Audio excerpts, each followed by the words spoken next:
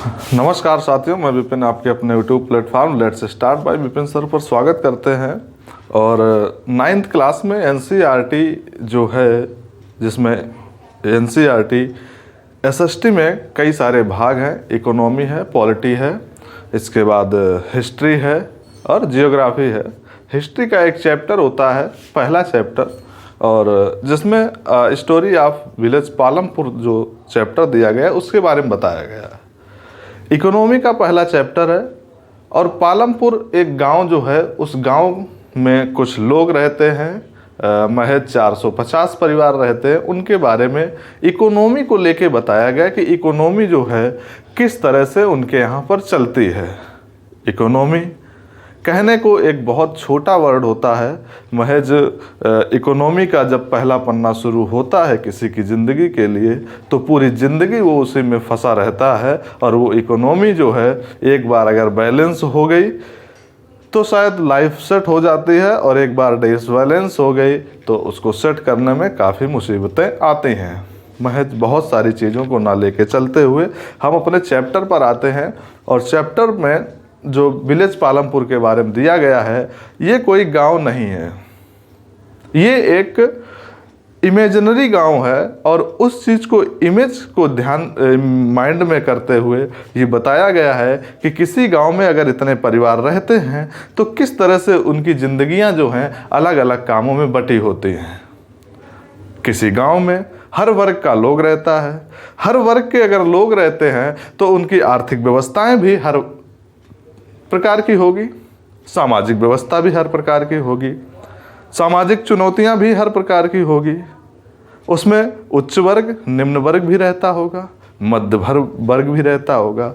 ये वर्ग आपस में एक दूसरे को किस तरह से कोऑर्डिनेट करते हैं, किस तरह से कंट्रोल करते हैं, किस तरह से सामाजिक व्यवस्था को आगे ले जाते हैं। जो गरीब है वो अमीर कैसे होता है, अमीर है वो गरीब कैसे होता है, वहाँ पर प्राकृतिक संसाधनों का कितना उपयोग है, उसके बारे में बताया गया है।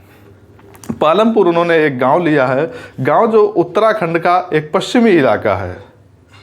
उत्तर प्रदेश में पश्चिमी इलाका, उत्तराखंड निकल गया, उत्तर प्रदेश का पश्चिमी इलाका एक क्षेत्र लिया गया। अगर हम इस तरह से उत्तर प्रदेश का लगभग हमने एक नमूना बना लिया है, तो पश्चिमी क्षेत्र की बात करें, ये हमारा पश्चिमी क्षेत्र है। अब उत्तर प्रदेश का इकोनॉमी के हिसाब से पश्चिमी क्षेत्र ही क्यों लिया गया? क्योंकि ये अत्यधिक सूखाग्रस्त क्षेत्र रहता है, महज पानी के संसाधन लिमिटेड हैं। अगर ये हमारा गंजेटिक वाला एरिया लेते तो इधर लगभग पानी पर्याप्त मात्रा में है, और जब पानी पर्याप्त मात्रा में होता है तो वहाँ पर हमारी फसलें जो हैं बाकायदा उगती हैं, क्योंकि ये गांव जो है महज कृषि कार्यों से जुड़ा हुआ है। इस क्षेत्र को जब लिया गया, इस क्षेत्र में इस समय भी अगर एक क्वेश्चन की बात करें, इस क्षेत्र में मथुरा जैसा क्षेत्र पाया जाता है, और मथुरा में हमारे भारत में सबसे कम वर्षा होती है। शायद ये उस चीज़ को ध्यान में रखते हुए कि हर व्यक्ति अगर पानी के किनारे बसा हुआ है तो there is a lot of sources for their development, but in this area there is not sustainable sources, there is temporary sources of irrigation. यानी कि सिंचाई के लिए यहाँ पर बहुत अच्छी व्यवस्था नहीं है, बहुत अच्छी बिजली भी नहीं है, इसलिए ये एक गांव लिया गया। उस गांव की कहानी में आगे हम चलते हैं। यानी कि उन्होंने लिया कि 450 परिवार होते हैं। उस परिवार में बताया कि लगभग जो हैं 80 लोग जो हैं वो अपर कास्ट के हैं या अपर लोग हैं, उच्च वर्गीय लोग हैं, चाहे वो पैसे से हों या चाहे वो धार्मिक विशेष चीज़ों से आते हो। अब बचे हुए 450 फैमिली में जब 80 चले जाएंगे तो लगभग 370 लोग बचेंगे। हाँ, 370 लोग बचेंगे। अब ये लोग अलग अलग वर्ग से आते हैं। इनका डेवलपमेंट की अगर बात करें, इकोनॉमी में मेन चीज़ जो हमें चाहिए होती है वो सबसे पहले हमारे पास लैंड होना चाहिए, इसके बाद लेबर होना चाहिए, लैंड लेबर के बाद हमारे पास तीसरी चीज़ कैपिटल भी होनी चाहिए। अगर आपके पास ज़मीन है, लेबर है और कैपिटल है, आप किसी भी इकोनॉमी को आगे ले जा सकते हैं या बूस्ट कर सकते हैं। लेकिन इसके साथ एक और चीज़ आज के समय में ऐड की जा रही है, या हम सोच सकते हैं, हमारी जो एनसीईआरटी का पूरा कंटेंट एनसीईआरटी का है और 9th क्लास के विशेष वर्ग के लिए है। इकोनॉमी को समझना है तो सब लोग सभी समझ सकते हैं। तीसरा, स्किल। अगर आपके पास स्किल नहीं है तो महज ये तीनों चीज़ें फिर आपकी बेकार हो जाएंगी। तो हमें लैंड भी चाहिए, लेबर भी चाहिए और कैपिटल चाहिए। उसके अलावा हमारे पास स्किल होना चाहिए कि इन चीज़ों का हमें सदुपयोग कैसे करना है। अगर आपके पास स्किल नहीं है तो आप कहीं ना कहीं उन चीज़ों का दुरुपयोग करके ले जाएंगे। आगे बढ़ते हैं। अब इकोनॉमी में महज एक पिछड़ा क्षेत्र गांव का इलाका लिया गया, गांव लिया गया पालमपुर, जिसकी कहानी को बताया गया कि यहाँ पर लिमिटेड सोर्स होते हैं। अब ये लिमिटेड सोर्स के साथ अपने आप की इकोनॉमी बूस्ट कैसे करें, क्या करें ऐसा। 450 में 80 अपर कास्ट हैं। अब यहाँ पर अलग अलग लोग हैं, यानी कि जो मिडिल वर्ग है, एक लो वर्ग है और एक अपर वर्ग है। यानी कि महज जिनके पास जो हाई वर्ग है उनके पास लगभग 1 या 2 हेक्टेयर के ऊपर ज़मीन है। जो मिडिल वर्ग है उसके पास 1 हेक्टेयर या उससे भी कम है, और जो बिल्कुल निम्न वर्ग है उसके पास वो भी नहीं है। यानी कि अगर किसी भी चीज़ को हम इस तरह से बांटें तो यहाँ पर इस तरह से आ जाएगा। एक तो बहुत बड़ा क्षेत्र आ जाएगा जो कुछ महज परिवारों के पास होगा, एक मध्यम वर्गीय आ जाएगा जिसके पास 1 हेक्टेयर के करीब में ज़मीन होगी, ये 1 हेक्टेयर के ऊपर आ जाएगा। एक और वर्ग आ जाएगा बिल्कुल निम्न, जिसके पास महज चंद टुकड़ा होगा ज़मीन का। हो सकता है उसमें कुछ क्रॉपिंग होती हो सकता है उसमें क्रॉपिंग नहीं भी होती हो। और तीसरा एक आ जाएगा लेबर। जीविका लेबर को भी चलानी है, जीविका बिल्कुल लो वाले को भी चलानी है। तो इन दोनों की जिंदगी जो है अधर में अटकी होती है। ये तो आराम से अपना खाता है, सरप्लस में बचाता भी है, और उसमें बचत को अगर ये व्यक्ति थोड़ा सा दिमाग लगाता है, उस बचत को अगले उसमें लगाता है। मान लीजिए इसमें कि थोड़ा बहुत पैसा बचाया, 1 ट्रैक्टर के बजाय 2 ट्रैक्टर खरीद लेता है, उसको भी चला देता, तो इसकी कैपिटल बढ़ती रहती है। इसका तो कोई प्रॉब्लम ही नहीं है। जब बात इसकी आती है, यानी कि जिसके पास थोड़ी कम ज़मीन है, ये थोड़ी सी मेहनत करता है, और मेहनत करने के साथ जो ज़मीन में उगता है अपना पहले कंज्यूम कर लेता है। उसके बाद जो बचता है वो बचत को अगर थोड़ा थोड़ा बचाता है तो साल 2 साल में और भी इनकम सोर्सेस अगर बढ़ाता है तो ये आगे बढ़ जाता है, और अगर इनकम सोर्सेस नहीं बढ़ाता तो ये बैलेंस रहता है। बट इनकी लास्ट के 2 क्षेत्र हैं। एक तो बिल्कुल लेबर है, वो टोटली इन्हीं लोगों पर डिपेंडेंट है। ये लोग भूमि में ज़मीन में काम देते हैं तो इनकी दाल रोटी चलती है। अब इनके पास एक और चैलेंज होता है, हर दिन इन्हें काम की भी तलाश होती है, इन्हें काम भी चाहिए होता है। अब काम के साथ में ये किस तरह से बढ़ें, अपनी इकोनॉमी को ये किस तरह से बढ़ाएंगे। इकोनॉमी, इनका भी राइट है कि इनकी इकोनॉमी बढ़नी चाहिए। अगर ये इकोनॉमी को बढ़ाना चाहते हैं तो सबसे पहले ये महज परिवार जो हैं अपनी ज़मीन पर, क्योंकि हमारा जो ट्रेडिशनल सीड्स चला आ रहा है उसमें जो पैदावार होती है, प्रोडक्शन होता बहुत कम होता है। अगर ये प्रोडक्शन और बढ़ाना चाहते हैं तो सबसे पहले हाइब्रिड सीड और मिक्स्ड क्रॉपिंग करना शुरू कर दें। आज के समय में हम देखते हाइब्रिड बीज चल रहा है, महज उतने ही ज़मीन के चंद टुकड़े पर ढेर सारा अनाज उग जाता है। उसके साथ तरह तरह का पेस्टिसाइड यूज करते हैं, उन्नत किस्म के संसाधन भी आज आ गए हैं। मिक्स्ड क्रॉपिंग कर लेते हैं। मिक्स्ड क्रॉपिंग यानी कि कुछ ऐसी एक ही सीजन में उगने वाली फसलें जो एक ही खेत में 2-2 उग जाती है, कुछ छोटी फसल और कुछ बड़ी फसल मिला के। इस तरह से ये प्रोडक्शन कर सकते हैं।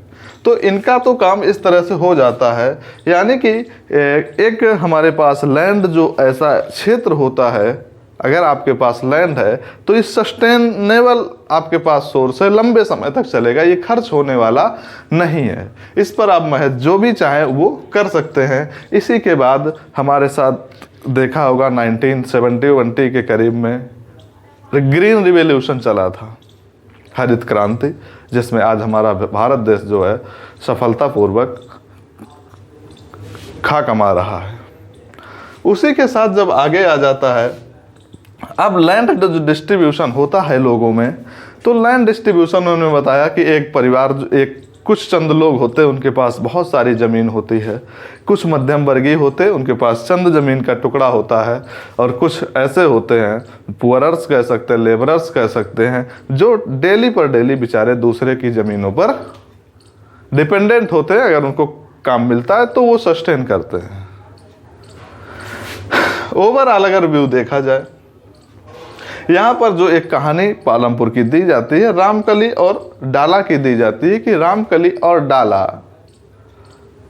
ही दो गरीब व्यक्ति दिखाए जाते हैं। रामकली और डाला दो गरीब व्यक्ति जब दिखाए जाते हैं तो उसमें बताया कि रामकली से डाला जो है अपनी समस्याओं को बखान करता है कि हमारे पास जो हमको पैदावार में मिलता है या वेजेज में मिलता है उससे खर्चा नहीं चलता है। Why रामकली told to डाला because those are poorers। ये दोनों व्यक्ति गरीब हैं। अब यहाँ से एक चीज निकल के आती है, हमेशा जब भी देखा होगा गरीब व्यक्ति ऐसे ही दिखाए जाते हैं, रामकली टाइप, डाला टाइप, फूलकली, चंपा, चमेली, इस टाइप के लोग हमेशा गरीब दिखाए जाते हैं। कभी दिखाया गया भानु प्रताप सिंह शुक्ला एक गरीब व्यक्ति था, कभी दिखाया धर्मेंद्र तिवारी एक दूधिया था, कभी नहीं दिखाया गया। खैर चलते हैं, आगे बढ़ते हैं। अब रामकली और डाला बेचारे गरीब हैं, एक दूसरे की बातें हैं। डाला के और भी मित्र हो सकते थे, ऐसा भी नहीं, हम सोच सकते हैं कि डाला के मित्र होंगे भी, लेकिन उसने रामकली से ही क्यों कहा? शायद एक पुरुष की बात एक महिला अच्छे से समझ सकती हो, इस वजह से भी कह सकता है, कुछ भी हो सकता है। बट दोनों गरीब हैं और अपनी अपनी चीज़ों के बारे में बताते हैं। वहाँ पर सरप्लस में जो अनाज बढ़ता है वो अपनी बुलक कार्ट से ले जाके ज़मीनों को से उठा के और बगल के शहर में जाके बेच देते हैं। चलो ठीक है, यहाँ तक हो गया ओवरऑल व्यू। अब यहाँ पर जिनके पास कुछ ना कुछ ज़मीन है तो उनके पास साधन तो हो गया कि वो सरप्लस में जो बढ़ेगा उसको आगे लगाएंगे और आगे उनका बढ़ता चला जाएगा। लेकिन जिनके पास ज़मीन नहीं है वो क्या करें? ज़मीन वाले तो मिक्स्ड क्रॉपिंग ही कर लेंगे, हाइब्रिड बीज यूज कर लेंगे, तरह तरह के पेस्टिसाइड यूज कर लेंगे। जिनके पास ज़मीन नहीं वो क्या करेंगे? तो उनके पास कुछ नॉन फार्मिंग ऑक्यूपेशन भी होते हैं। ज़रूरी नहीं कि जिसके पास खेती हो वही बढ़ सकता है, जिसके पास खेती नहीं है वो भी बढ़ सकता है। वो कैसे? डेयरी प्रोडक्शन है, दूध का काम कर सकता है, 2-4 भैंसों का अरेंज करके, 2-4 गायों का अरेंज करके, बकरियों का अरेंज करके वो दूध के लिए डेयरी का काम कर सकता है। क्योंकि गांव देहात से जुड़ा है तो चारा पानी की इतनी भी समस्या नहीं हो सकती है।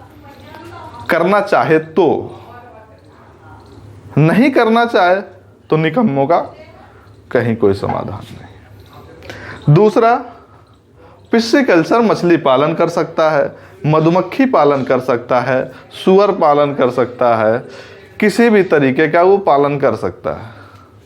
सबसे बढ़िया काम सुअर पाल लो, नहीं कुछ है बड़े लेवल पर, एक सुअर 10-12 बच्चे देता है, मस्त काम होगा।